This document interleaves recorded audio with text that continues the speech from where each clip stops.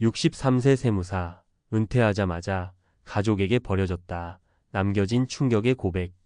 솔직히 말해보자. 은퇴 후의 삶, 당신은 얼마나 준비돼 있는가? 많은 사람들이 돈만 있으면 되겠지라고 생각한다. 또 어떤 사람은 내가 지금까지 가족을 위해 뼈 빠지게 일했는데 설마 나를 외면하겠어? 라고 믿는다. 그런데 현실은 냉정하다. 최근에 들은 이야기다. 63세, 평생을 세무사로 일해온 한 남성. 은퇴 후 집에 머무는 시간이 많아졌고 그동안 못했던 가족과의 시간을 기대했지만 돌아온 건 냉랭한 눈빛과 묘한 거리감이었다. 아내는 당신이 집에 있으니 불편하다며 눈치를 줬고 자식들은 아빠 좀 조용히 좀 해요 라며 피했다. 결국 그는 집을 나와 원룸에서 혼자 생활하고 있다. 그가 남긴 한마디가 뼈를 때렸다. 가장이라는 이름으로 평생 가족을 위해 살았는데 은퇴하자마자 난 짐이 됐더군요. 이 이야기가 남 얘기 같지 않다면 지금부터라도 진지하게 은퇴 후의 삶을 점검해야 한다. 은퇴는 끝이 아니라 시작이다. 문제는 그 시작이 고립이나 절망으로 이어질 수 있다는 사실을 사람들이 너무 늦게 깨닫는다는 점이다. 1. 가족은 함께 살았던 시간이 아닌 공감의 시간을 기억한다. 첫 번째 사례는 은퇴한 60대 변호사였다. 평생을 바쁘게 살았다. 사건, 고객, 재판집에 일찍 들어온 날보다 늦게 들어온 날이 훨씬 많았다. 나는 가족을 위해 일했다고 말하지만 정작 가족은 그의 빈자리에 익숙해져 있었다. 은퇴 후 그는 처음으로 가족과 시간을 보내려고 했지만 다들 각자의 삶이 있었다. 같이 영화 한 편 보자 해도 딸은 친구 약속이 있고 아내는 요가 수업이 있다. 결국 그는 말없이 혼자 마트를 돌고 혼자 밥을 차려 먹었다. 여기서 중요한 건 돈을 벌었다는 사실보다 정서적 유대감이 쌓였는가다. 가족도 사람이다. 오랜 시간 함께한 감정의 교류가 없다면 갑작스레 은퇴한 당신을 반가워할 이유가 없는 것이다. 해결책 은퇴 전부터 가족과 함께 살아가기 위한 감정의 연습이 필요하다.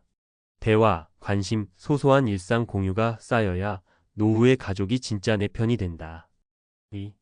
이제 좀 쉬자는 말이 오히려 불편함을 만든다. 두 번째 사례는 공기업에서 35년 일한 62세 남성이다.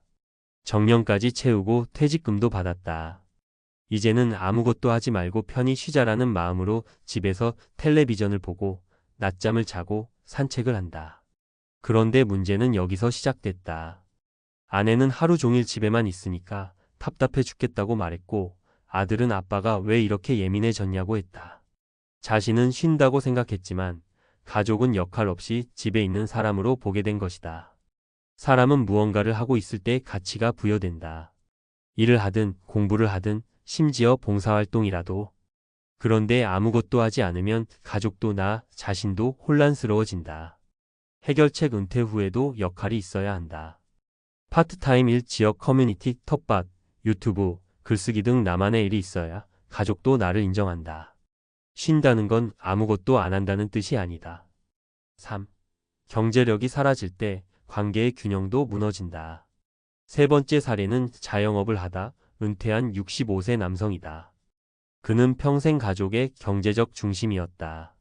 집도 차도 아이들 학비도 모두 그의 수입으로 해결했다. 그런데 사업을 정리하고 나니 수입이 0이 되었다. 아내는 경제적 스트레스를 호소하며 이제 당신이 해줄 수 있는 게 없잖아 라는 말까지 했다. 가슴 아픈 건 자식들도 그의 경제적 존재감이 사라지자 연락이 뜸해졌다는 점이다.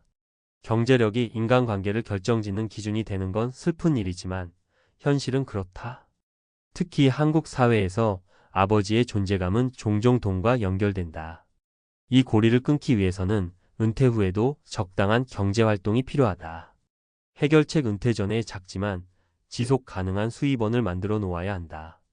월 3,050만 원이라도 정기적으로 들어오는 수입이 있다면 심리적으로도 관계적으로도 안정감을 가질 수 있다. 마무리하며 은퇴는 진짜 혼자 시작된다. 많은 사람들이 착각한다. 내가 지금까지 가족을 먹여 살렸으니까 은퇴하면 보답받을 거야. 하지만 인생은 그렇게 간단하지 않다. 은퇴는 결국 혼자 마주하는 시간이다.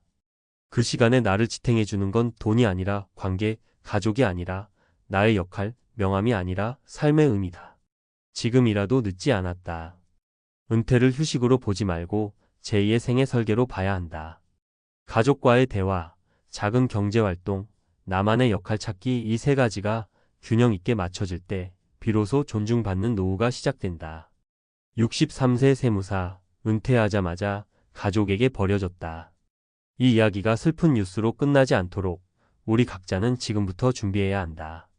나도 그럴 수 있다는 자각이 은퇴 후 삶을 구원할 첫 걸음이니까. 은퇴하자마자 가족에게 버려지는 이유, 그리고 막을 수 있는 세 가지 핵심 전략. 63세 세무사, 은퇴하자마자 가족에게 버려졌다. 충격적인 제목이지만 현실에서 이런 사례는 생각보다 많습니다. 평생 열심히 일만 하다가 정작 은퇴 후엔 가족과 어색해지고 소외되고 외로움에 시달리는 중년 이후 남성들. 왜 이런 일이 생길까요? 그리고 우리는 어떻게 준비해야 할까요? 1. 나는 가족을 위해 살았다는 착각, 정서적 단절이 만든 고립. 많은 분들이 이런 얘기하세요. 나는 가족 먹여 살리느라 내 인생 다 바쳤다. 그러니까 은퇴하면 당연히 가족이 나를 따뜻하게 반겨줄 거다. 그런데 현실은 그렇지 않습니다. 문제는 정서적인 시간이 없었다는 것이에요. 현실 예시 60대 변호사 어씨는 은퇴 후 가족과 시간을 보내려 했지만 가족들은 이미 각자의 루틴이 있었고 오히려 어색해졌어요. 왜 생기는가? 평생 업무에 치이고 퇴근 후엔 피곤하다는 이유로 가족과 깊은 대화를 나누지 않았던 결과입니다. 정보 포인트 가족 관계는 경제적 기여가 아니라 감정의 교류로 유지됩니다. 대안.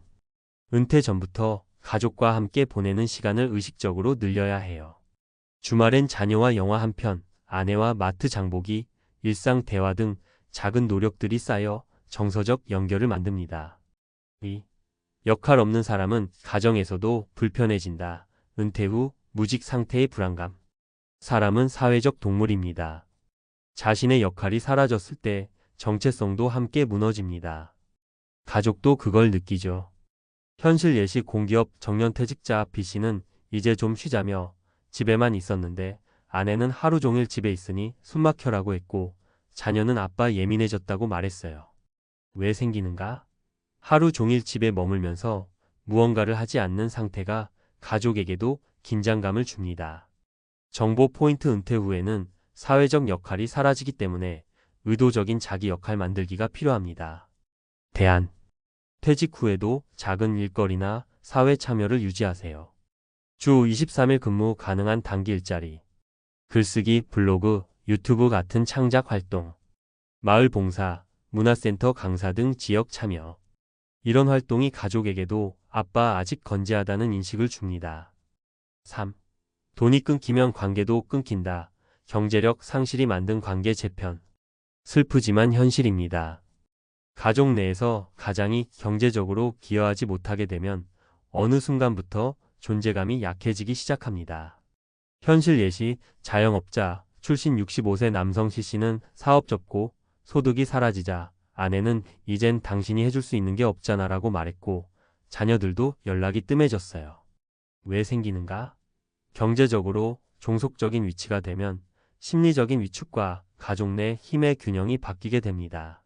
정보 포인트 은퇴 후 수입이 0이 되면 가족 간 관계도 위태로워질 수 있습니다.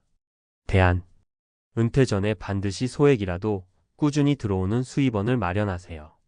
국민연금 외에 개인연금, 소규모 임대 수익, 유튜브 강의 등의 파이프라인. 은퇴 후 월 3,050만 원의 수익도 관계적 존중을 지키는 데 도움이 됩니다. 요약 정리. 문제 원인 해결책. 가족과의 거리감 정서적 교류 부족 은퇴 전부터 가족과 일상 공유 연습. 존재감 저하 역할 상실자기 역할 일. 취미 커뮤니티 활동 만들기. 관계 변화 경제력 상실 작지만 꾸준한 수입원 확보. 마무리 한마디. 은퇴는 단순한 퇴장이 아닙니다. 가정에서, 사회에서 나 자신에게 새로운 시작입니다. 나는 평생 일했으니 이제 쉴 자격이 있다는 말은 맞지만 그 쉼이 관계의 단절과 고립으로 이어지지 않도록 준비하는 건 더 중요합니다. 정서, 역할, 경제력. 이 세 가지는 은퇴 후 존중받는 삶을 위한 필수 조건입니다. 당신의 은퇴 준비되어 있나요?